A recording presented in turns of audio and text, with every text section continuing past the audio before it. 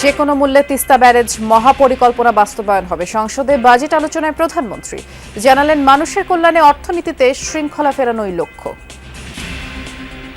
জাতীয় অগ্রাধিকার ভিত্তিতে ইনশাআল্লাহ এই সরকার যে কোনো মূল্যে তিস্তা ব্যারেজ মহাপরিকল্পনা বাস্তবায়ন করবে।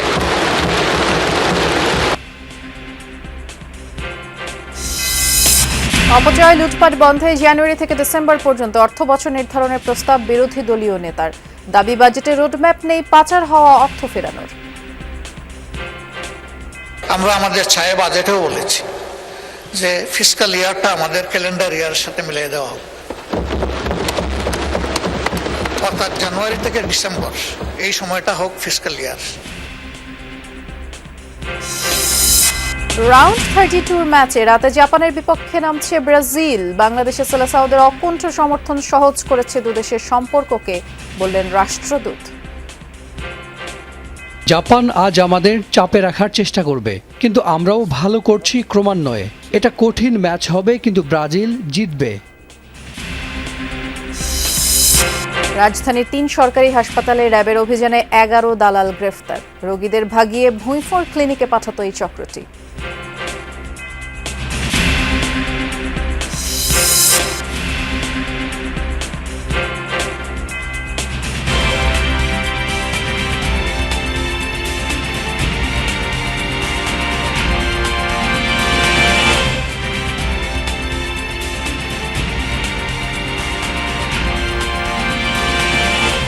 শুভেচ্ছা, যমুনা নিউজে সবাইকে আমন্ত্রণ জানাচ্ছি। নুসরাত বৃষ্টির সাথে আছি। শিরোনামগুলো শুনছিলেন। বাস্তব পরিস্থিতির কারণেই বাজেটের আকার বড় হয়েছে, সব দেশে তাই হয়। আর তাই শুধু সমালোচনার খাতিরে বাজেটের আকার নিয়ে প্রশ্ন তোলা ঠিক নয়, বরং এই বাজেটের নামকরণ জীবন বান্ধব হওয়া উচিত। সংসদে এসব কথা বলেছেন প্রধানমন্ত্রী তারেক রহমান।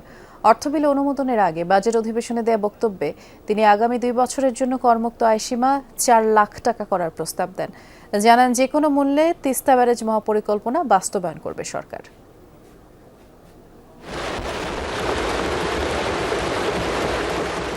সোমবার অধিবেশনের শুরুতেই চীন ও মালয়েশিয়া সফরের জন্য প্রধানমন্ত্রী তারেক রহমানকে আবারও ধন্যবাদ জানান সরকারি ও বিরোধী দলের এমপিরা।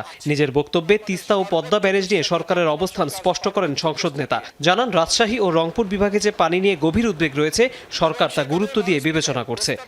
বর্ষা মৌসুমে যে অতিরিক্ত পানি আমাদের কাছে আসে, সেই পানিটিকে আমরা ধরে রাখবো, যাতে করে শুষ্ক মৌসুম এবং বছরের বাকি সময়টা আমরা কৃষক সহ সকলের কাছে পানি সরবরাহ করতে পারি। সেই উত্তরে অবস্থান করছে আমাদের তিস্তা।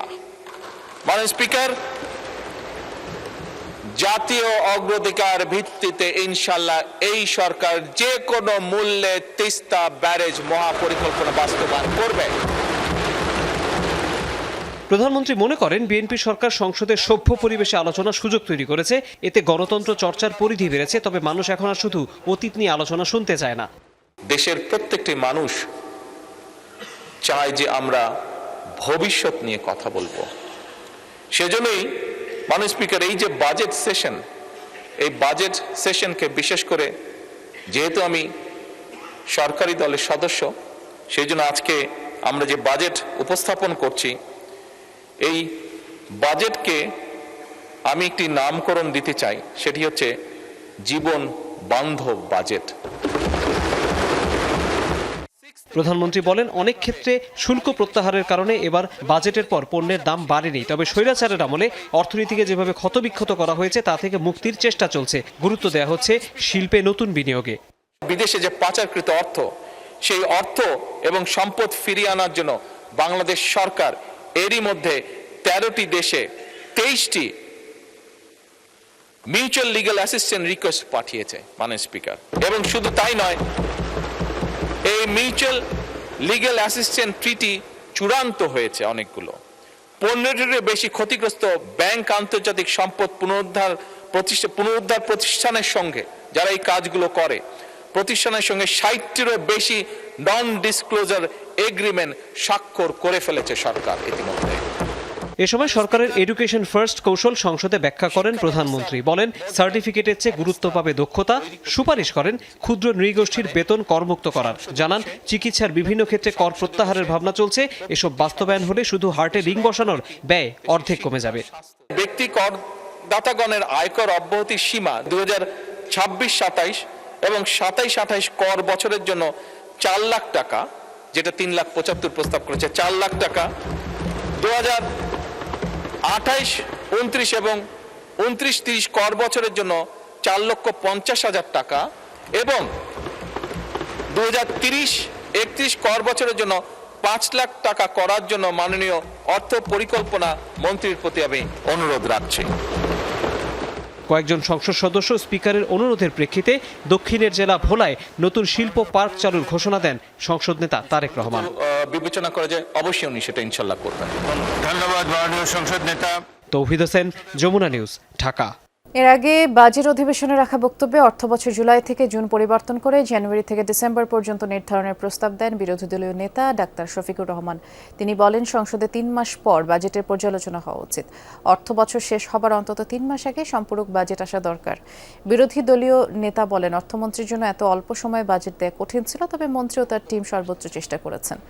বিরোধী দলীয় নেতা বলেন, বাজেট প্রস্তাবে অনেক সংশোধনের দাবি ছিল, কিন্তু গ্রহণ হলে দেশের গণতন্ত্র চর্চায় নতুন অধ্যায় যোগ হতো। পাচার করা অর্থ ফিরিয়ে আনার কোনো গাইডলাইন নেই এবং পাচারকৃত অর্থের 9 ভাগের 1 ভাগ অর্থ ফেরত আসলে বাজেটে ঘাটতি থাকবে না। রাজস্ব নিয়ে ব্যবসায়ীদের আস্থায় আনার আহ্বান জানান ডাক্তার শফিকুর রহমান। বিপদে সরকার তাদের পাশে দাঁড়ালে দেশের প্রয়োজনে বেশি কর দেবেন এবং খুব অল্প সংখ্যক ব্যবসায়ী অসৎ, অনেক ব্যবসায়ীকেই অসৎ হতে বাধ্য করা হয়। শুধু খেতাবপ্রাপ্ত নয়, সব মুক্তিযোদ্ধার ভাতা বৃদ্ধির সুপারিশ করেন বিরোধী দলের নেতা।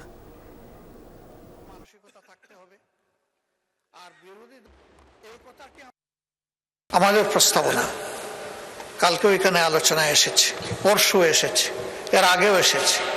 আমরা আমাদের ছায়া বাজেটেও বলেছি যে ফিসকাল ইয়ারটা আমাদের ক্যালেন্ডার ইয়ারের সাথে মিলিয়ে দেওয়া হোক, অর্থাৎ জানুয়ারি থেকে ডিসেম্বর এই সময়টা হোক ফিসকাল ইয়ার।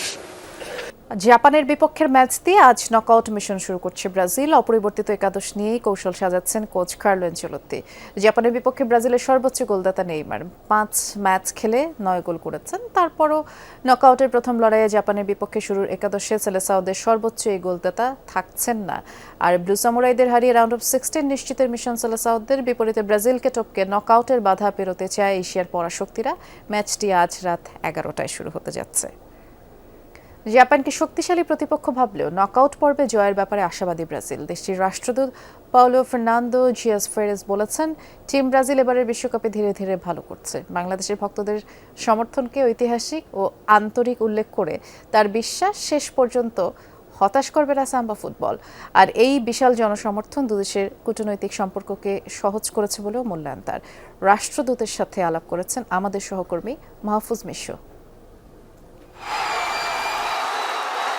সেই ফুটবলের রাজা পেলে থেকে নেইমার সবসময়ই ব্রাজিলের শৈল্পিক ফুটবলের সাথে বাংলাদেশের মানুষ।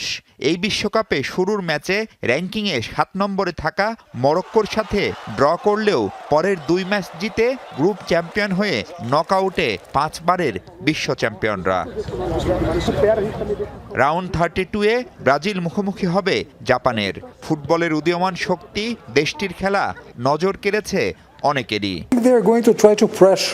জাপান আজ আমাদের চাপে রাখার চেষ্টা করবে, কিন্তু আমরাও ভালো করছি ক্রমান্বয়ে। এটা কঠিন ম্যাচ হবে, কিন্তু ব্রাজিল জিতবে। So I think it's going to be a very tough match. Yeah, you know. But I think we will win.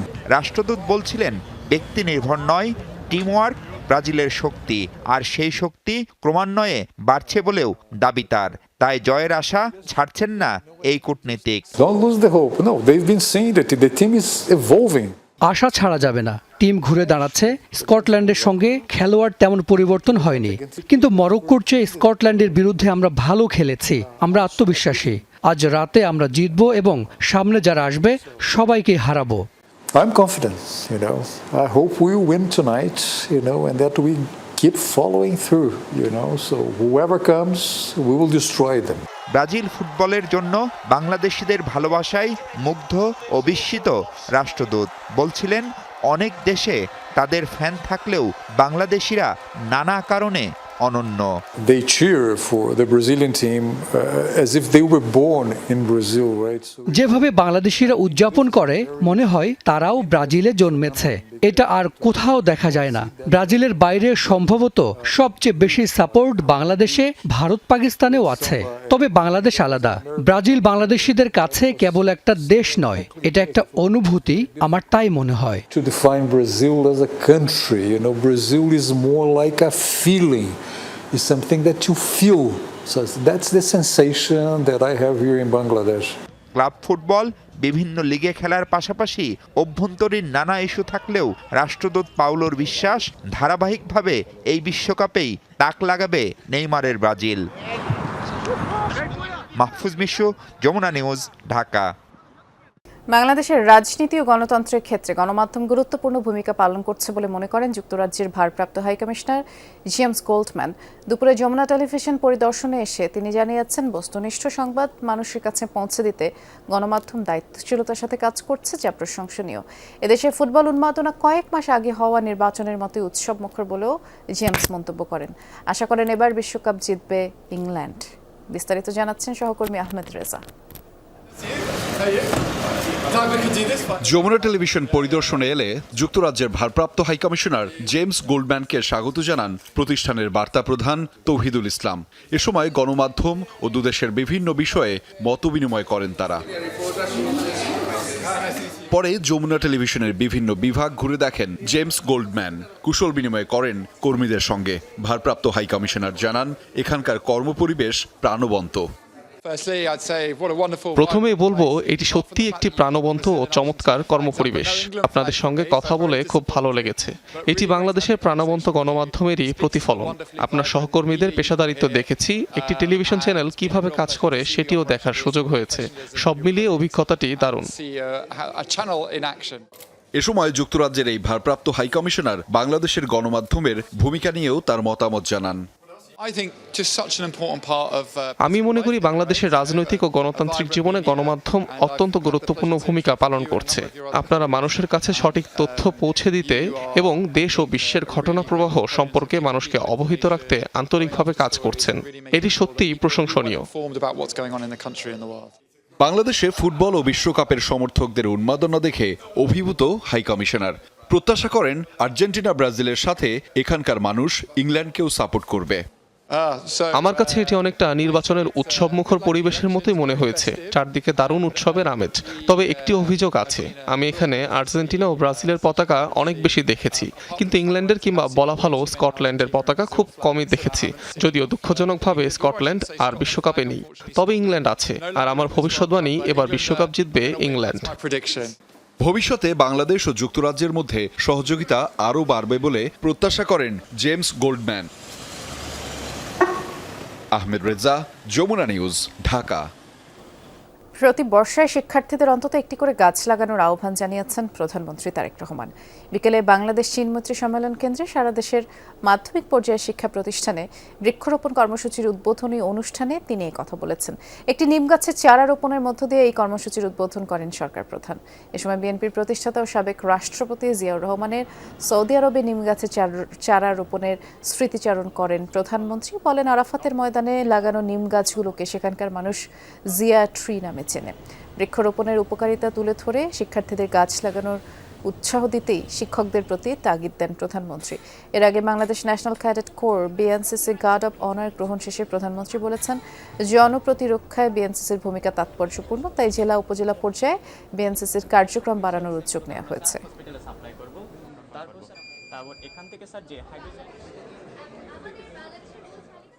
আমাদের ধর্মেও বলা আছে, নবী করিম সাল্লাল্লাহু আলাইহি ওয়াসাল্লামও বলে গিয়েছেন যে গাছ রোপণ করার জন্য। সবুজ রংটা ওনার কাছে খুব পছন্দ ছিল এবং উনিও অনেক গাছ রোপণ করেছেন। একটা অনুরোধ করব, একটা উপদেশ দিব, প্রত্যেক বছর তোমরা একটা একটা করে গাছ প্রত্যেকে রোপণ করবে। তোমরা যদি প্রত্যেকে একটা করে রোপণ করো গাছ, তুমি দেখবে গাছটা যখন একটু বড় হবে তখন তোমার বন্ধুর মতন মনে হবে তাকে।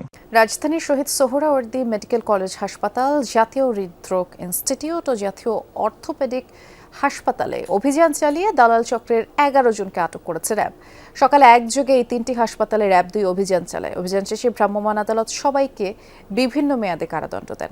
র্যাব জানায় এসব দালাল রোগীদের ভাগিয়ে যেসব ভুঁইফোর ক্লিনিকে পাঠায় সেগুলোর বিরুদ্ধেও ব্যবস্থা নেওয়া হবে।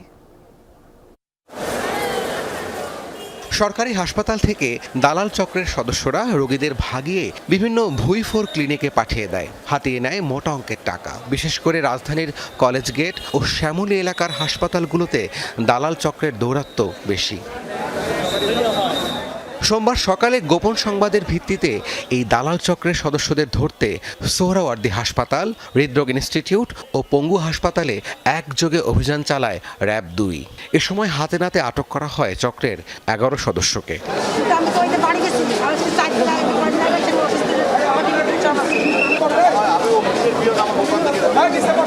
অভিযান শেষে দালাল চক্রের 11 জনকেই বিভিন্ন মেয়াদে কারাদণ্ড দেয় ভ্রাম্যমাণ আদালত। র্যাব জানায় আটককৃতরা রোগীদের বিভ্রান্ত করে বেসরকারি ক্লিনিকে পাঠিয়ে দিত।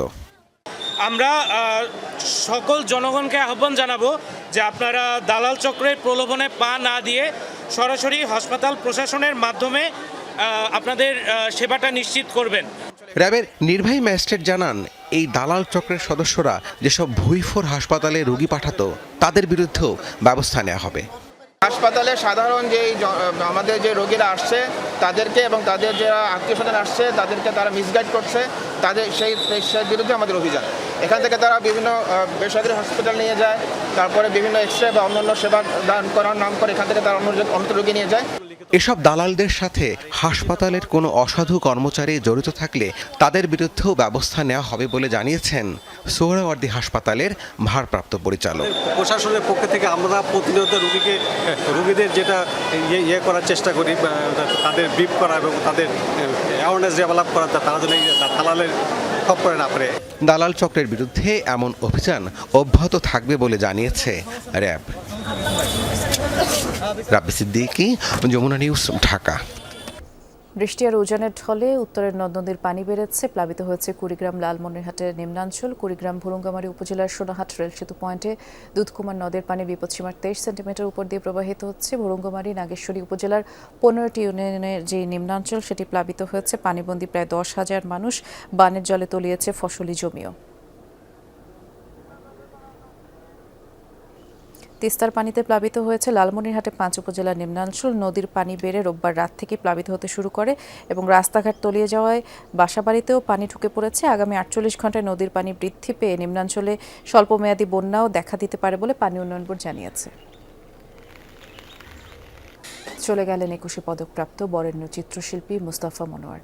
ইন্না লিল্লাহি ওয়া ইন্না ইলাইহি রাজিউন। সকাল 9:30টার দিকে রাজধানীর একটি বেসরকারি হাসপাতালে শেষ নিঃশ্বাস ত্যাগ করেন তিনি। স্বজনরা জানান, দীর্ঘদিন ফুসফুসে ব্যাকটেরিয়া জনিত সংক্রমণ এবং নিউমোনিয়ায় ভুগছিলেন তিনি। 14 জুন গুরুতর অসুস্থ হওয়ায় হাসপাতালে ভর্তি করা হয়। অবস্থার অবনতি হলে আইসিইউতে নেওয়া হয় এবং চিকিৎসকের সব চেষ্টা ব্যর্থ করে সকালে চিরবিদায় নেন তিনি। স্বজনরা জানায়, মুস্তাফা মনোয়ারের মরদেহ আজ ধানমন্ডির বাড়িতে রাখা হবে। মঙ্গলবার সকাল 9টায় বাংলাদেশ টেলিভিশনে জানাজা হবে। এরপরে 11টার দিকে নেওয়া হবে কেন্দ্রীয় শহীদ মিনারে, এরপর ঢাকা বিশ্ববিদ্যালয়ের চারুকলায়। পরে বনানী কবরস্থানে মুস্তাফা মনোয়ারকে দাফন করা হবে।